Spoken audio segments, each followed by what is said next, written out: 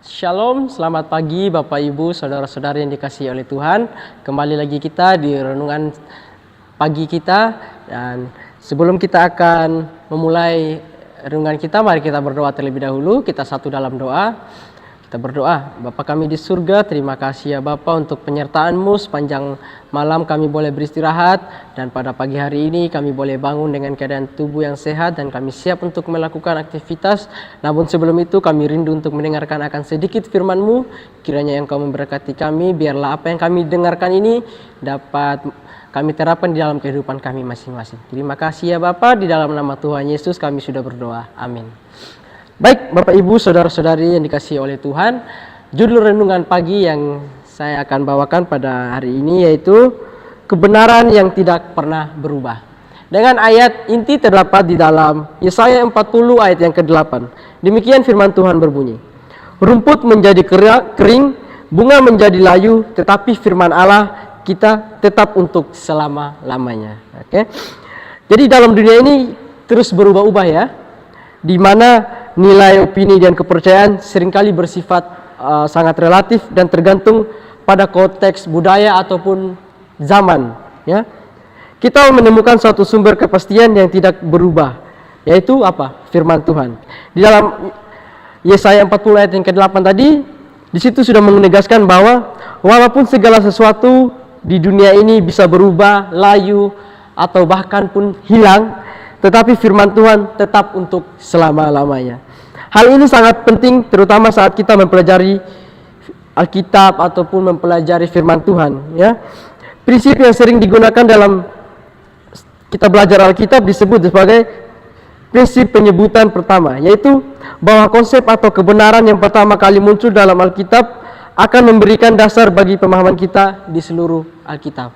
Ya, contohnya, misalnya tadi kalau kita melihat di dalam Kejadian 3, kita pertama kali melihat tentang dosa dan perjanjian penebus. Ini menjadi dasar dari seluruh cerita penebusan di dalam Alkitab. Dari situ hingga Wahyu, tema ini berkembang tetapi maknanya tidak berubah. Ya, kalau kita melihat saja sendiri ya, kalau kita baca dari kitab Kejadian sampai Wahyu, itu maknanya sama ya, yaitu adalah penebusan ya, penebusan yang sudah dulunya terjadi dan nanti yang akan terjadi lagi. Ya, janji keselamatan tetap dan Tuhan yang memberi janji itu tidak berubah. Hal ini diteguhkan lagi dalam Maleakhi 3 ayat yang ke-6, Aku Tuhan tidak berubah. Dan mungkin di Ibrani 13 ayat yang ke-8 juga dikatakan bahwa Yesus Kristus tetap sama, baik kemarin maupun hari ini sampai selama-lamanya.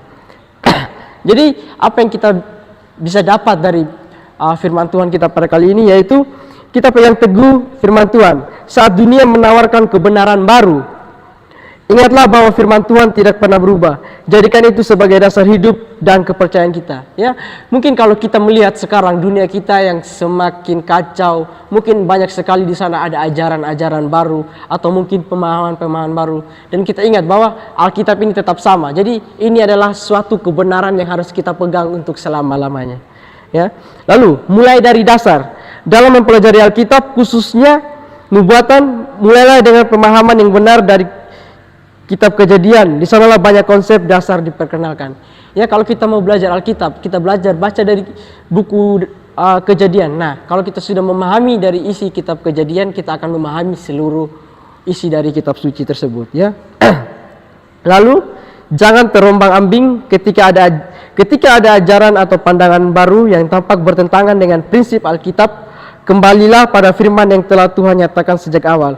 Tuhan tidak mengubah kebenarannya. Ya, jadi kembali lagi ya, mungkin nanti kita di akhir zaman atau mungkin nanti sudah dunia akan berakhir, akan banyak sekali mungkin ya, yang sudah saya katakan tadi, banyak pemahaman-pemahaman baru atau mungkin pemalsuan-pemalsuan.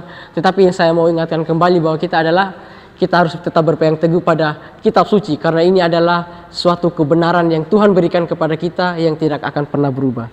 Jadi apa kesimpulan dari renungan singkat kita pada kali ini, yaitu dalam dunia yang penuh perubahan dan kebunguan moral, kita bersyukur memiliki Tuhan yang tidak berubah dan firman yang kekal.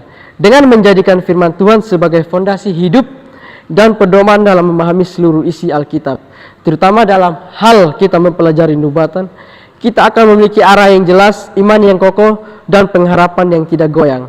Pegang kebenaran itu erat-erat, karena itu tidak akan pernah berubah.